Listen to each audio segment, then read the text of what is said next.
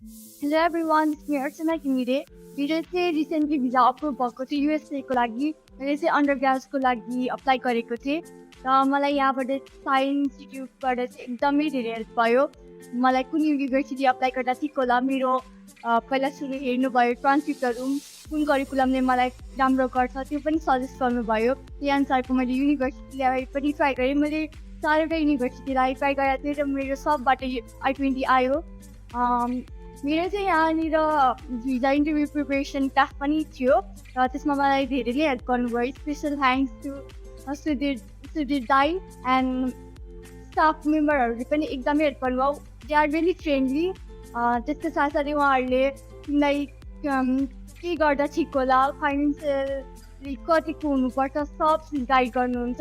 So if you want to join consultancy can come here and join. एकदम help हुन्छ। आफूले invest गरेको जस्तो पनि पाइन्छ रिजल्ट।